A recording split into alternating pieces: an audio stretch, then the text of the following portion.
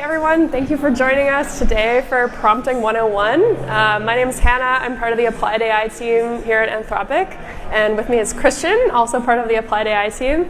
And what we're going to do today is take you through a little bit of prompting best practices, and we're going to use a real-world scenario and build up a prompt together. So a little bit about what prompt engineering is.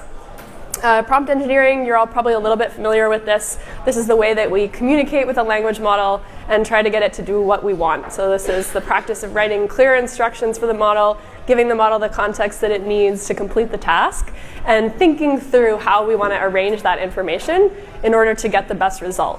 So there's a lot of detail here, a lot of different ways you might want to think about building out a prompt. And as always, the best way to learn this is just to practice doing it. So today we're going to go through a hands-on scenario.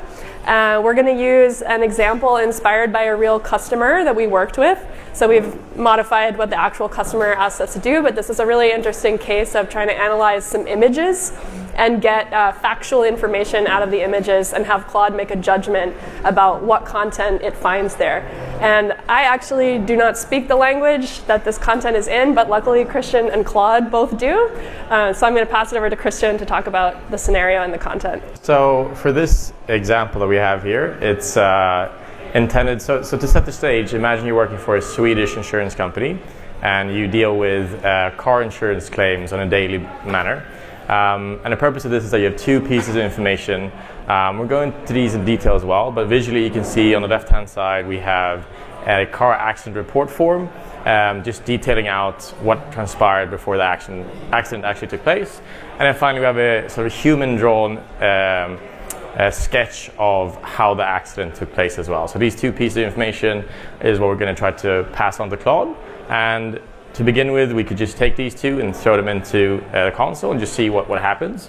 So if we transition over to console as well, we can actually do this in a real manner. And in this case here, you can see we have our shiny, beautiful Anthropic console. We're using the new Claude 4 solid model as well. In this case, setting temperature to 0 and having a huge max token budget as well is just helping us make sure that there's no limitations to what Claude can do. In this case, you can see I have a very simple prompt, just setting the stage of what Claude's supposed to do. In this case, mentioning that this is intended to review an accident report form, and then eventually also determine what happened in an accident and who's at fault. So you can see here with this very simple prompt, if I just run this, let me go to preview, we can see here that Claude thinks that this is in relation to a skiing accident that happened on a street called Köpmangatan. It's a very common street in Sweden. And in many ways, you can sort of understand this innocent mistake in the sense that in our prompt, we actually haven't done anything to set the stage on what is actually taking place here. So this sort of first guess is not too bad, but we still know there's a lot of intuition that we can bake into Claude. So if we switch back to the slides, you can see here that in many ways, prompt engineering is a very iterative, empirical science. In this case here, we could almost have a test case where Claude is supposed to make sure it understands it's in a car or vehicular environment, nothing to do with skiing, and in that way you iteratively build upon your prompt to make sure it's actually tackling the problem you're intending to solve.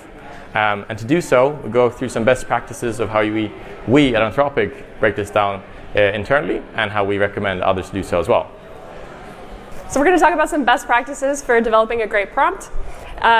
First, we want to talk a little bit about what a great prompt structure looks like. So you might be familiar with kind of interacting with a chatbot, with Claude, going back and forth, having a more kind of conversational style interaction.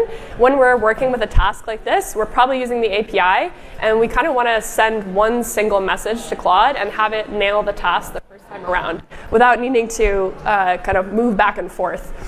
So the kind of structure that we recommend is setting the task description up front. So telling Claude, what are you here to do? What's your role? What task are you trying to accomplish today? Then we provide content. So in this case, it's the images that Christian was showing, the form and the drawing of the accident and how they occurred. That's our dynamic content. This might also be something you're retrieving from another system, depending on what your use case is. We're going to give some detailed instructions to Claude, so almost like a step-by-step list of how we want Claude to go through the task and how we want it to tackle the reasoning. We may give some examples to Claude. Here's an example of some piece of content you might receive. Here's how you should respond when given that content. And at the end, we usually recommend repeating anything that's really important for Claude to understand about this task. Kind of reviewing the information with Claude, emphasizing things that are extra critical, and then telling Claude, okay, go ahead and do your work. So here's another view. This has a little bit more detail, a little bit more of a breakdown, and we're going to walk through each of these 10 points individually and show you how we build this up in the console. So the first couple of things, Christian's going to talk about the task context and the tone context. Perfect. So yeah, if we begin with the task context, as you realized when I went through a little demo there, we didn't have much elaborating what scenario Claude was actually working within. And because of that, you can also tell that Claude doesn't necessarily needs to guess a lot more on what you actually want from it. So in our case, we really want to break that down, make sure we can give more clear-cut instructions, and also make sure we understand what's the task that we're asking Claude to do. Secondly as well, we'll also make sure we add a little bit of tone into it all. Key thing here is we want Claude to stay factual and to stay confident. So if Claude can't understand what it's looking at, we don't want it to guess and just sort of mislead us. We want to make sure that any assessment, and in our case, we want to make sure that we can understand who's at fault here. We want to make sure that assessment is as clear and as confident as possible. If not, we're sort of losing track of what we're doing. So if we transition back to the console, we can jump to a V2 that we have here. So I'll just navigate to V2. And you can see here, I'll also just illustrate the data, because we didn't really do that last time around, just to really highlight what we're looking at. So what we're seeing here, this is the car accident report form, and it's just 17 different checkboxes going through what actually happened. You can see there's a vehicle A and vehicle B, both on the left and right-hand side. And the main purpose of this is that we want to make sure that Claude can understand this manually generated data to assess what's actually going on. And that is corroborated by, if I navigate back here, to the sketch that we can highlight here as well. In this case, the form is just a different data point for the same scenario. And in this case here, we want to bake in more of the information into our version 2.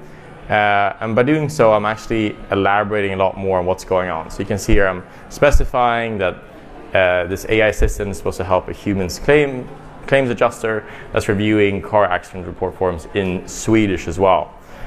You can see here we're also elaborating that there's a human-drawn sketch of the incident, and that you should not make an assessment if it's not actually fully confident. And that's really key, because if we run this, you'll see that, and you can see it's the same settings as well, Claude 4, our new shiny model, 0 temperature as well. If we run this, we can see here what actually happens. In this case, Claude's able to pick up that now it's relating to car accidents, not skiing accidents, which is great. You can see it's able to pick up that vehicle A was marked on checkbox 1, and then vehicle B was on 12. And if we scroll down though, we can still tell that there's some information missing for Claude to make a fully confident determination of who's at fault here. And this is great. This is pertaining to the task we have set. Make sure you don't make any claims that aren't factual, and make sure you only sort of set things when you're confident. But there's a lot of information we're still missing here regarding the form, what the form actually entails, and a lot of that information is what we want to bake into this LLM application as well. And the best way of doing so is actually adding it to the system prompt, which Hannah will elaborate on. So back in the slides, we have the next item we're going to add to the prompt. And this is background detail, data, documents, and images. And here, as Christian was saying, we actually know a lot about this form. The form is going to be the same every single time. The form will never change. And so this is a really great type of information to provide to Claude, to tell Claude, here's the structure of the form you'll be looking at. We know that will not ever alter between different queries. The way the form is filled out will change, but the form itself is not going to change. And so this is a great type of information to put into the system prompt. Also a great thing to use prompt caching for. If you're considering using prompt caching, this will always be the same. And what this will help Claude do is spend less time trying to figure out what the form is the first time it sees the form each time. And it's going to do a better job of reading the form because it already knows what to expect there. So another thing I want to touch on here is how we like to organize information in prompts. So Claude really loves structure. loves organization. That's why we recommend following kind of a standard structure in your prompts. And there's a couple other tools you can use to help Claude understand the information better. I also just want to mention all of this is in our docs with a lot of really great examples. So definitely take pictures, but if you forget to take a picture, don't worry. All of this content is online with lots of examples, and definitely encourage you guys to check it out there too. Anyway, so some things you can use: delimiters like XML tags. Also, Markdown is pretty useful to Claude, but XML tags are nice because you can actually specify what's inside those tags. So we can tell Claude, here's user preferences. Now you're going to read some content, and these XML tags are letting you know that everything wrapped in those tags is related to the user's preferences, and it helps Claude refer back to that information, maybe at later points in the prompt.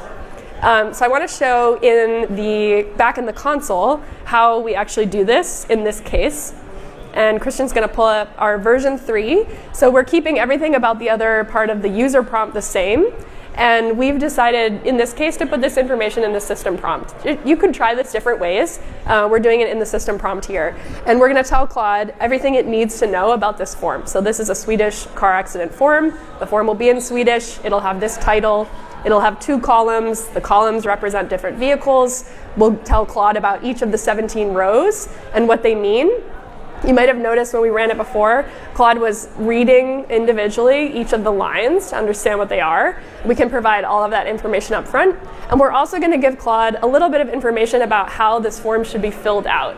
This is also really useful for Claude. We can tell it things like, humans are filling this form out, basically. So it's not going to be perfect. People might put a circle. They might scribble. They might not put an X in the box. There could be many types of markings that you need to look for when you're reading this form. We can also give Claude a little bit of information about how to interpret this or what the purpose or meaning of this form is. And all of this is context that is hopefully really going to help Claude do a better job analyzing the form. So if we run it, everything else is still the same. So we've kept the same user prompt down here. Oh, your scroll is backwards from mine. We have the same user prompt here, still asking Claude to do the same task, same context. And we'll see here that it's spending less time. It's kind of narrating to us a little bit less about what the form is because it already knows what that is, and it's not concerned with kind of bringing us that information back. It's going to give us a whole list of what it found to be checked, what the sketch shows. And here, Claude is now becoming much more confident. With this additional context that we gave to Claude, Claude now feels it's appropriate to say, vehicle B was at fault in this case, based on this drawing and based on this sketch. So already we're seeing some improvement in the way Claude is analyzing these. I think we could probably all agree if we looked at the drawing and at the list that vehicle B is at fault. So we'd like to see that. So we're going to go back to the slides and talk about a couple of other items that we're not really using in this prompt, but can be really helpful to building up your prompt and making it work better. Exactly. I think one thing that we really highlight is examples. I think examples or few shot is a mechanism that really is powerful in steering Claude. So you can imagine this in quite a non-trivial way as well. So imagine you have scenarios, situations, even in this case, concrete accidents that have happened that are tricky for Claude to get right, but you with your human intuition and your human label data is able to actually get to the right conclusion. Then you can bake that information into the system prompt itself by having clear-cut examples of the data that it's supposed to look at. So you can have visual examples. You can use base64 encode an image and have that as part of the data that you're passing along into the examples. And then on top of that, you can have the sort of depiction or description rather of how to break that down and understand it. This is something we really highlight and emphasize in how you can sort of push the limits of your LLM application is by baking in these examples into system prompt. And this again is sort of the empirical science of prompt engineering, is that you sort of always want to push the limits of your application and get that feedback loop in where it's going wrong and try to add that into system prompt so that next time when an example that sort of mimics that takes place, it's able to actually reference it in its example set. You can see here as well, this is just a little example of how we do this. Again, really emphasizing this sort of XML structure that we enjoy. It gives a lot of structure to Claude. It's what it's been fine-tuned on as well, and it works perfectly well for this example. And in our case, we're not doing this just because it's a simple demo, but you can realistically imagine if you were building this for an insurance company, you'd have tens, maybe even hundreds of examples that are quite difficult, maybe in the gray, that you'd like to make sure that Claude actually has some basis in to make the verdict next time. Another topic we really want to highlight, which we're not doing in this demo, is conversation history. It's in the same vein as examples. We use this to make sure that enough context-rich information is at Claude's disposal when Claude's working on your behalf. In our case now, this isn't really a user-facing LLM application. It's more something happening in the background. You can imagine for this insurance company, they have this automated system, some data is generated out of this, and then you might have a human in the loop towards the end.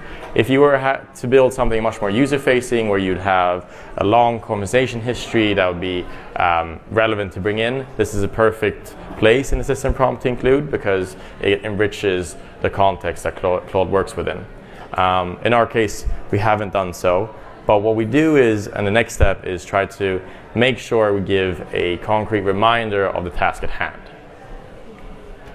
So now we're going to build out the final part of this prompt for Claude, and that's coming back to the reminder of what the immediate task is and giving Claude a reminder about any important guidelines that we want it to follow. Some reasons that we may do this are preventing hallucinations. So we want Claude to not invent details that it's not finding in this prompt, right? Or not finding in the data. If Claude can't tell which form is checked, we don't want Claude to take its best guess or invent the idea that a box might be checked when it's not. If the sketch is unintelligible, the person did a really bad job drawing this drawing, and even a human would not be able to figure it out, we want Claude to be able to say that. And so these are some of the things we'll include in this final reminder and kind of wrap-up step for Claude. Remind it to do things like answer only if it's very confident. We could even ask it to refer back to what it has seen in the form anytime it's making a factual claim. So if it wants to say vehicle B turned right, it should say, I know this based on the fact that box 2 is clearly checked, or whatever it might be. We can kind of give Claude some guidelines about that. So if we go back to the console, we can see the next version of the prompt. And we're going to keep everything the same here in the system prompt. So we're not changing any of that background context that we gave to Claude about the form, about how it's going to fill everything out. We're not changing anything else about the context and the role. We're just adding this detailed list of tasks. And this is how we want Claude to go about analyzing this. And a really key thing that we found here as we were building this demo and when we were working on the customer example is that the order in which Claude analyzes this information is very important. And this is analogous to the way you might think about doing this if you were a human. You would probably not look at the drawing first and try to understand what was going on, right? It's pretty unclear. It's a bunch of boxes and lines. We don't really know what that drawing is supposed to mean without any additional context. But if we have the form, and we can read the form first and understand that we're talking about a car accident and that we're seeing some checkboxes that indicate what vehicles we're doing at certain times, then we know a little bit more about how to understand what might be in the drawing. And so that's the kind of detail that we're going to give Claude here, is to say, hey, first go look at the form. Look at it very carefully. Make sure you can tell what boxes are checked. Make sure you're not missing anything here. Make a list for yourself of what you see in that, and then move on to the sketch. So after you've kind of confidently gotten information out of the form and you can say what's factually true, then you can go on and think about what you can gain from that sketch, keeping in mind your understanding of the accident so far. So whatever you've learned from the form, you're trying to match that up with the sketch. And that's how you're going to arrive at your final assessment of the form. And we'll run it. And here you can see one behavior that this produced for Claude. Because I told it to very carefully examine the form, it's showing me its work as it does that. So it's telling me each individual box, is the box checked? Is it not checked? And so this is one thing you'll notice as you do prompt engineering. In our previous prompts, we were kind of letting Claude decide how much it wanted to tell us about what it saw in the form. Here, because I've told it carefully examine each and every box, it's very carefully examining each and every box. And that might not be what we want in the end, so that's something we might change. But it's also going to give me these other things that I asked for in XML tags. So a nice analysis of the form, the accident summary so far. It's going to give me a sketch analysis, and it's going to continue to say that vehicle B appears to be clearly at fault. In this example, it's a pretty simple example. With more complicated drawings, less clarity in the forms, this kind of step-by-step thinking for Claude is really impactful in its ability to make a correct assessment here. So I think we'll go back to the slides, and Christian's going to talk about a last kind of piece that we might add to this to really make it useful for a real-world task. Indeed, thank you so much. So as Hannah mentioned, we sort of set the stage in this prompt to make sure that Claude's really acting on our behalf in the right manner. And a key step that we also add towards the end of this prompt, that I'm going to show you in a second, is a simple sort of guidelines or reminder part as well. So just strengthening and reinforcing exactly what we want to get out of it. And one important piece is actually output formatting. You can imagine if you're a data engineer working on this LLM application, all this sort of fancy preamble is great, but at the end of the day, you want your piece of information to be stored in, let's say, your SQL database, wherever you want to store that data, and the rest of it that is necessary for Claude to sort of give its verdict isn't really that necessary for your application. You want the nitty-gritty information for your application. So if we transition back to the console, you'll see here that we just added a simple importance guidelines part. And again, this is just reinforcing the sort of mechanical behavior that we want out of Claude here. We want to make sure that the summary is clear, concise, and accurate. We want to make sure that nothing is sort of impeding in Claude's assessment, apart from the data it's analyzing. And then finally, when it comes to output formatting, in my case here, I'm just going to ask Claude to wrap its final verdict. All other stuff I'm actually going to ignore from my application and just look at what it's actually assessing. And that is, I can use this if I want to build some sort of analytics tool afterwards as well, or if I just want a clear-cut determination, this is a way I can do so. So if I just run this here, you'll see it's going through the same sort of process that we've seen before. In this case, it's much more succinct because we've asked it to summarize its findings in a much more straightforward manner. And then finally, towards the end, you'll see that it'll wrap my output in these final verdict XML tags. So you can see that during this demo, we've gone from a skiing accident to sort of unconfident, insecure outputs from perhaps a car accident in the second version to now a much more strictly formatted, confident output that we can actually build an LLM application around and actually help, a real-world car insurance company, for example. Finally, if we transition back to the slides, another key way of shaping Claude's output is actually putting words in Claude's mouth, or as we call it, pre-filled responses. You could imagine that parsing XML tags is nice and all, but maybe you want a structured JSON output to make sure that it's JSON serializable and you can use this in a subsequent call, for example. This is quite simple to do. You could just add that Claude needs to begin its output with a certain format. This could be, for example, a open squarely bracket, for example, or even in this case that we see in front of us, this would be an XML tag for itinerary. In our case, it could also be that final verdict XML tag. And this is just a great way of, again, shaping how Claude is supposed to respond without all the preamble if you don't want that, even though that is also key in shaping its output to make sure that Claude is reasoning through the steps that we wanted. So in our case here, we would just wrap it in the final verdict and then parse it afterwards. But you can use prefill as well. Now, finally, one step that I would like to highlight here as well is that both Claude 3.7 and especially Claude 4, of course, is a sort of hybrid reasoning model, meaning that there's extended thinking at your disposal. And this is something we want to highlight because you can use extended thinking as a crutch for your prompt engineering. Basically, you can enable this to make sure that Claude actually has time to think. It adds its thinking tags and the scratchpad. And the beauty of that is that you can actually analyze that transcript to understand how Claude is going about that data. So as we mentioned, we have these checkboxes where it goes through step-by-step of the scenario that transpired for the accident. And in many ways there, you can actually try to help Claude in building this into the system prompt itself. It's not only more token efficient, but it's a good way of understanding how these intelligent models that don't have our intuition actually go about the data that we provide them. And because of that, it's quite key in actually trying to break down how your system prompt can get a lot better. And with that said, I think I'd like to thank all of you for coming today. We'll be around as well, so if you have any questions on prompting, please go ahead. I know there's a prompting. If you want to learn more about prompting, in an hour we have prompting for agents. And right now we have an amazing demo of Claude Plays Pokemon, so don't go anywhere for that. And as Christian said, we'll be around all day, so I know we didn't have time for Q&A in this session, but please come find us if you want to chat. And thank you guys for coming. Thank you so much.